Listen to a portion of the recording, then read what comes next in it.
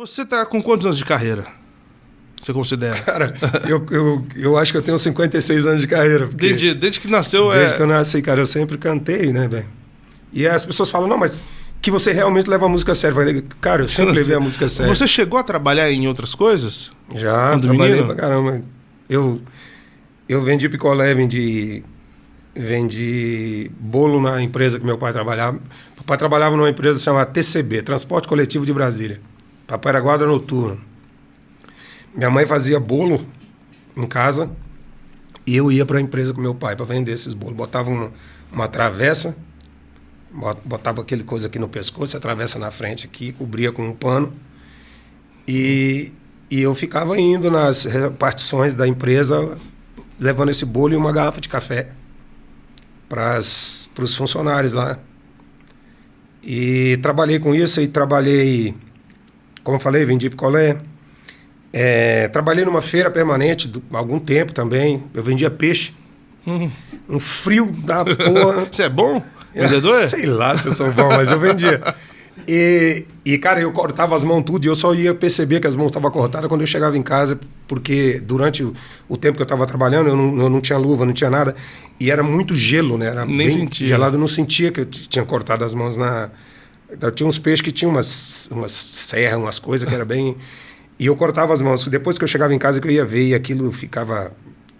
O povo fala que ferida aberta da infecção, tá lá. Eu acho que não dá não, porque eu ficava com aquilo lá aberto, eu ia pra escola, até os amigos meus em Ria, tava, caramba, bicho, tava fazendo o quê? Brigando? Então, e eu também trabalhei eu trabalhei numa funilaria, uma época também. Foi a época que eu mais tomei leite e comi pão doce na vida. Que mais que eu trabalhei? Trabalhei numa imobiliária, eu andava de bicicleta procurando casa para vender, para alugar, e aí quando eu via uma placa de venda, se eu entrava em contato com a pessoa, levava para a imobiliária. Sei lá, cara, o que mais que eu fiz? E na noite, né? Eu trabalhei pra caramba na noite. Você conseguiu viver só da música a partir de que idade? Cara, eu acho que viver só da música mesmo a partir dos 16, 17 anos. Ah, mas mais novo então. Novo você já estava comecei. Mas eu com 12 anos, eu comecei a trabalhar na noite com 12 anos, né? Era eu e minha irmã, era Sereno e Serenata, né, na época. Acho que eu já até te contei isso aqui. E só que eu comecei a cantar numas casas perigosas, né, nos lugares que papai não aceitava muito a minha irmã ir comigo, né? O seu pai era cantor bom também? Papai cantava, mas era música de folclore, né? Das Folias de Reis e tal. Eu sei que papai era bom de caneta, né? De compor essas músicas, né? A maioria das músicas era ele que fazia, né? Mas então eu trabalhei na noite muitos anos, assim. E aí veio a necessidade de fazer dupla, né? Com outro... Com homem, né, cara? Porque minha irmã não tava dando certo porque meu pai não aceitava. Mas eu me lembro que tinha uma coisa interessante, cara. Não sei se eu falei isso da outra vez, vou ser repetitivo. Mas a gente ia cantar ali em Taguatinga, em Brasília, a gente chamava Rua da Alegria. Eram uns barzinhos ali, casas noturnas ali. E a minha irmã ia comigo, só que chegou um determinado momento que o juizado menor descobriu que a gente estava ali, nós éramos bem garotos. E eles começaram a querer impedir a gente de cantar, né? A polícia de lá não queria deixar a gente porque a gente era jovem demais. Mas o que acontecia? Eles começaram a perceber que não era porque a gente não estava ali se divertindo. A gente tinha necessidade de cantar porque a gente tinha família, esse dinheirinho que a gente ganhava, a gente levava para casa e tal.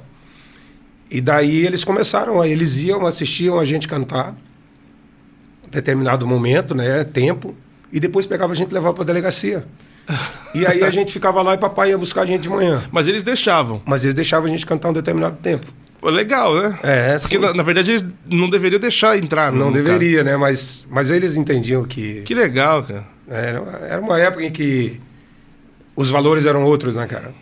Os caras levavam você pra delegacia pra cuidar, não vai Levava ficar a gente, chegava lá, colocava a gente num lugarzinho lá, Aí no outro dia papai é bravo lá. Papai é bravo, mas... Eu ia te perguntar um negócio, mas só pra... Você falou de Taguatinga, né? Taguatinga. Você falou de uma loja de discos. A Discodil. Tá lá até hoje. Tá até O hoje. pessoal comentou no vídeo. Você falou, avisa ele que tá aberta a loja. Eu falei, porque você falou que... Não sei se você passava lá. Eu ia muito na Discodil, cara. Eu ia muito pra ficar namorando os discos, né? Do João Paulo e Daniel, do Leandro e Leonardo. De todos esses artistas, assim. Eu lembro que eu pegava os discos de João Paulo e Daniel e ficava olhando aquele selo da Continental, né? E ficava sonhando com aquilo, né? Pensando, falava, meu Deus, será que um dia... E era muito distante, né? Ah, era, né, cara? Era, poxa... E assim, eu nunca na minha vida imaginava, né, cara? Nem gravar disco. Aquilo era um namoro que eu tinha com todos aqueles artistas que já eram realidade, né? Mas nunca passou assim pela minha cabeça que eu sonhava, mas não imaginava que pudesse se tornar uma realidade, né? Então, só para deixar um recado, todas as pessoas, muita gente veio comentar, muito mesmo. Fala, avisa que tá aberto, fala que tá aberto ainda. Então, loja de disco geralmente fechou tudo, né? Exatamente. Mas continua ali. Mas eu faz muito tempo que eu não vou a Taguatinga, né? Faz muito tempo. Mas agora, sabendo que tá aberto ainda, eu quero fazer uma visita lá. É legal, né? Com História, certeza. né?